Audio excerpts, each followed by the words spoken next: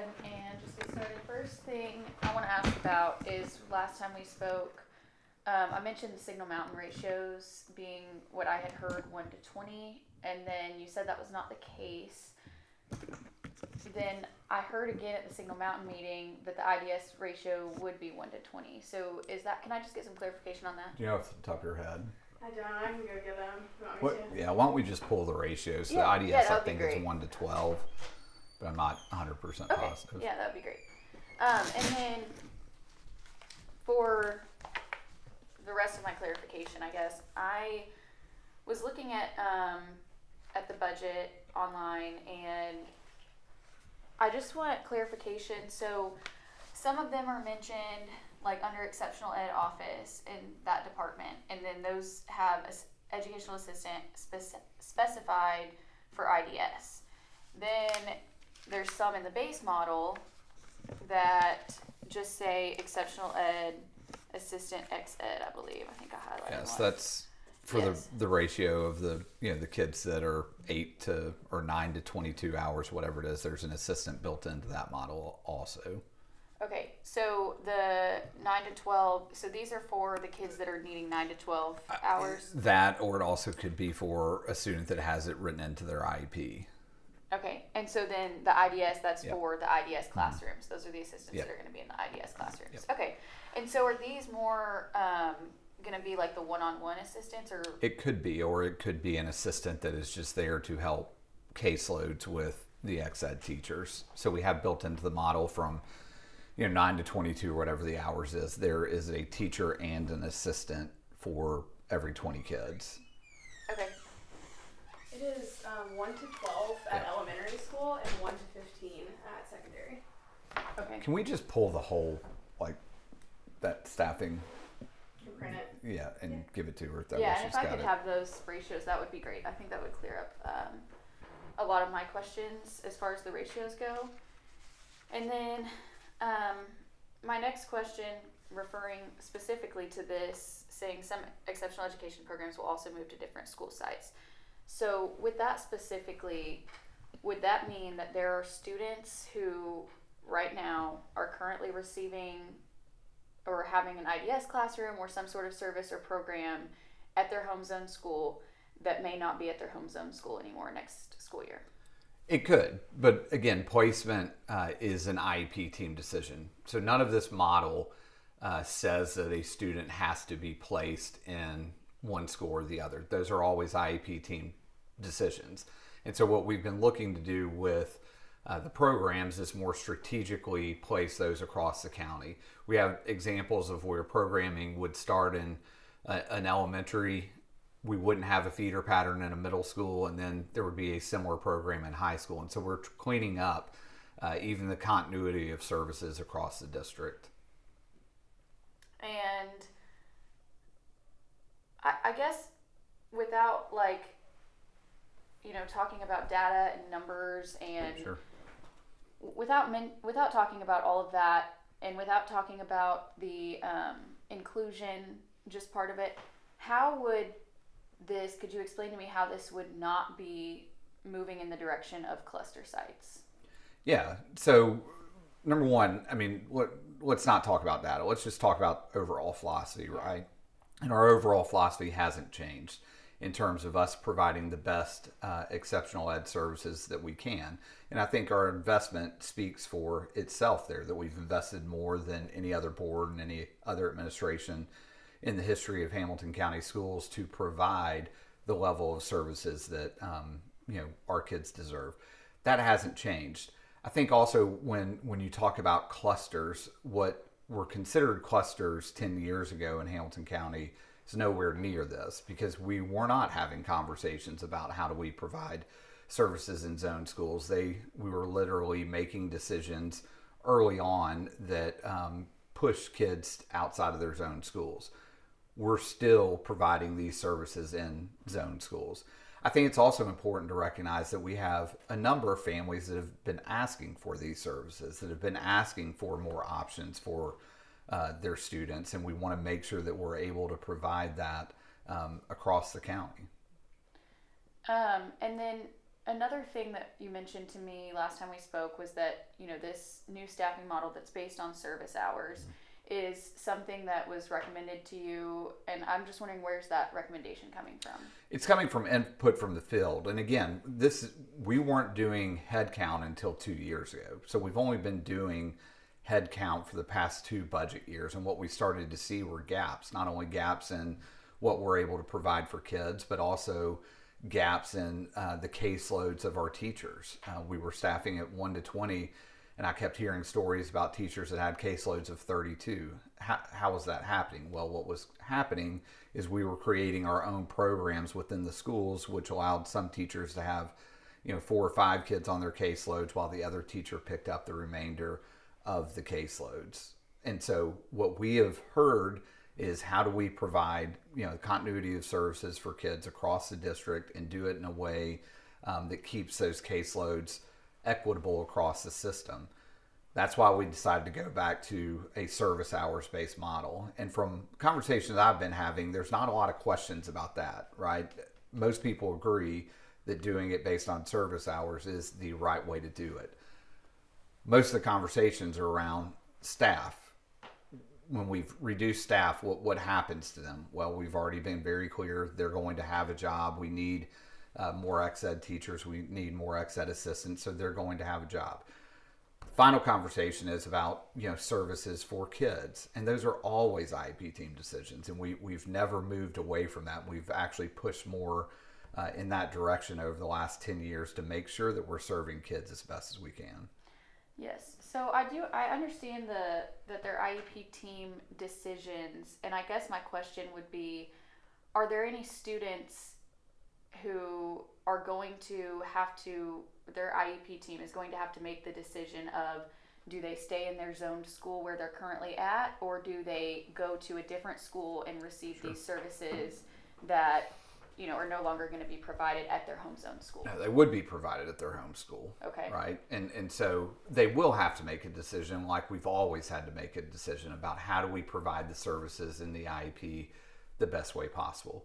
We've got great partnerships with Orange Grove, where we have students that are going to that program to make sure that they get the services that they need. We have a deaf ed program at Hickson in that feeder pattern that we know that we've got to serve and provide those opportunities for kids. So this is not anything new, right? We've always had programs across the county that the IEP team made decisions about, is this the right placement for the student? And so what we're going back to again is the service hours. Let's staff based on service hours, but that has no change at all on the role of the IEP team.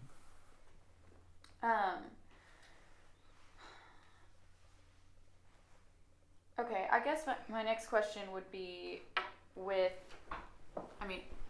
simple yes or no. I think I've asked this in different ways multiple times, but just saying yes or no, are there IDS classrooms at certain schools that students are currently in that are no longer going to be offered next year? That's not a simple yes or no, right? Because what you're thinking about is placement. When an IEP team and the services that we require, ex-ed is service. It's not placement, right? And so will we provide the services? Yes. Will some of the programs maybe not be in every school that it was last year? That's a yes too, right? So it's not as simple as just saying yes or no to that question, because it's complex and it goes down to, again, the service hours that are written into students' IEP. And then with this new model change, going from hours or going from headcount to service hours, the investment, as you've mentioned multiple times, into ex-ed is still the same this year as it was last year, going back into BCBAs, RBTs. I asked you this on Thursday, but I don't know that I got a clear answer. I mean, I think there's parents that are really concerned.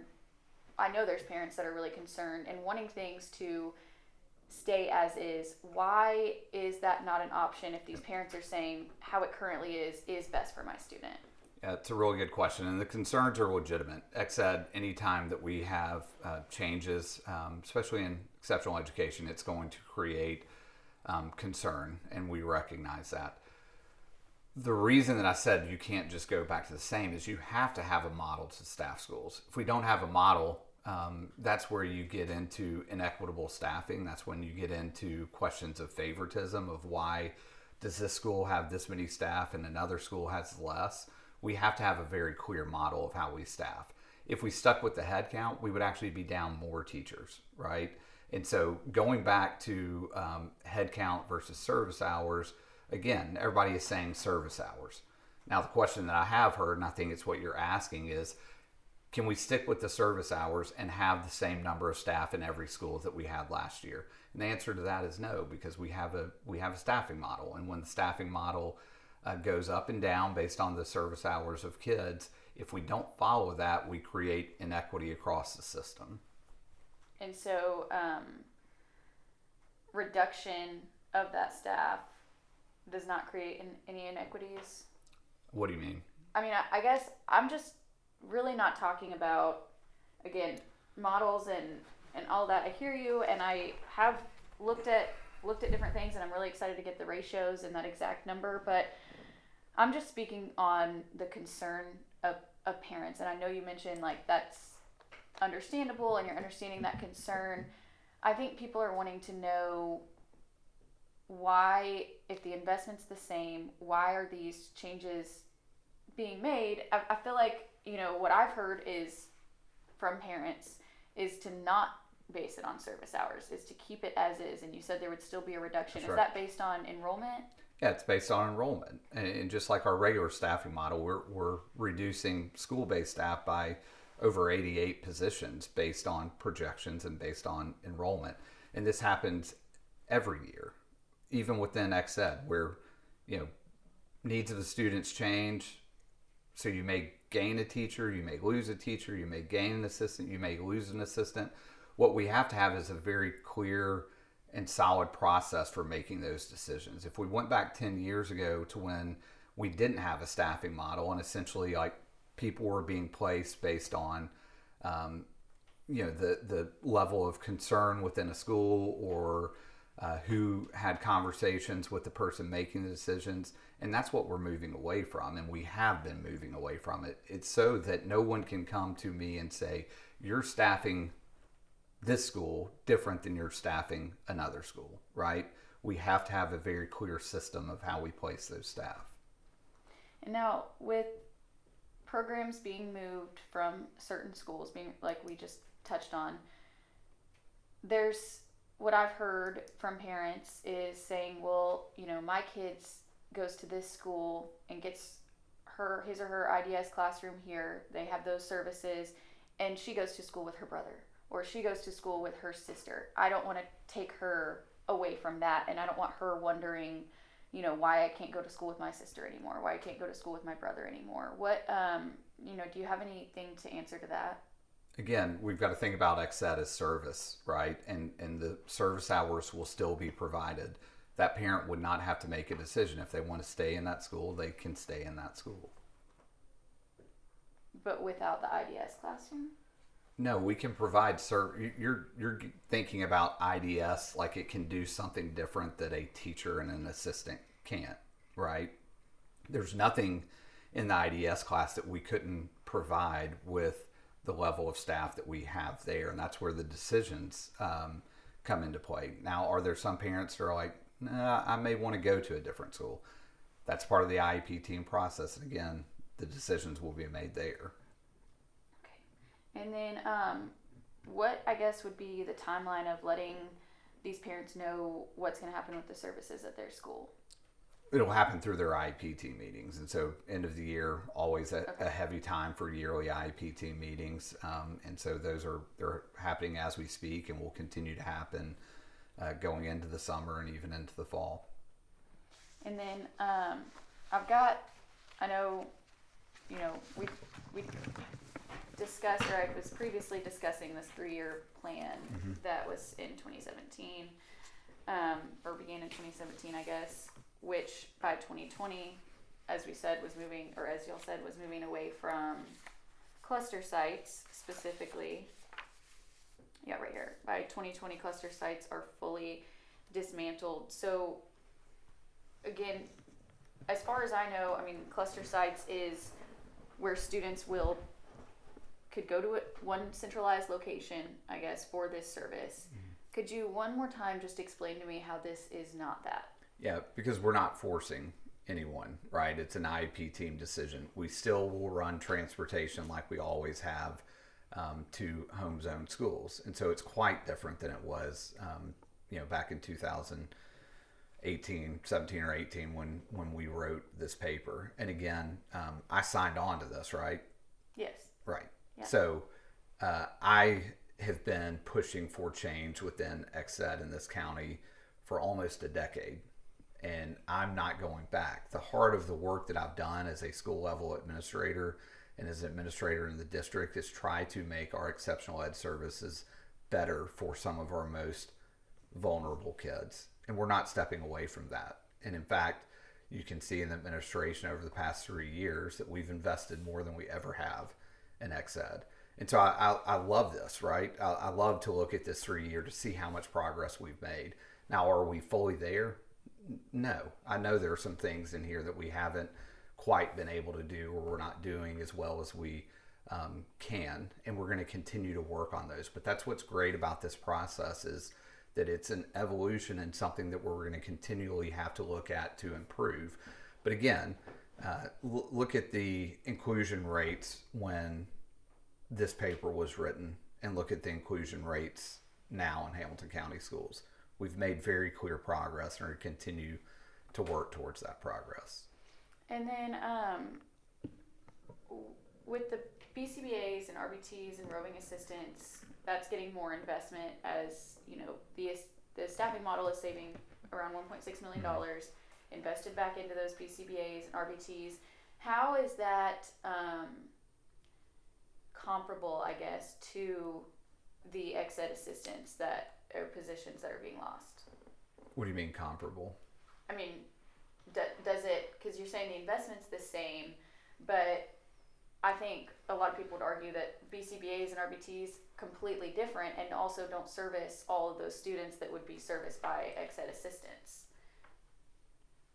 So what are you asking me, should we be putting the assistants back in schools? I mean, I guess I'm just saying what's the benefit? What's the difference in the BCBAs and RBTs and well, I think that assistants? One of the things that we've heard, and we had this conversation, back in the fall as a board around behavior and the things that we're struggling with, and it was even mentioned back then that we might want to look at increasing the number of BCBAs and RBTs, and so there is a need for a district our size. We didn't have enough, and so this is an opportunity for us to invest in them that not just serves the students, but it also serves teachers to provide them with strategies to make sure that we're working with kids on the goals of their IEP in the most appropriate way. And then the roving assistants, to have one of those per learning community is not enough, and now we have two. That's probably not enough either, but it allows us to more quickly respond to needs as they arise. We know, especially in XED, that things quickly escalate, and for us to be able to respond and pivot quickly, is crucial for us to provide services to kids. And there's currently 3 BCBAs, right, in the district? Yep. Okay. And then this would double that to 6? Yep, to 6. Okay. And then I guess if you could just explain, those positions are floating positions, correct? Right. Within the district. Okay. Do you have anything else that you would like to add? I don't think so. No? I think we're Okay. good. And then if I could just get those ratios. They're actually online. Okay. So we'll send you the media one pager that we have that's a general overview, and then we'll send you the link to the district webpage that has all the ratios posted online. Okay, awesome. That would be amazing. Thanks, sir.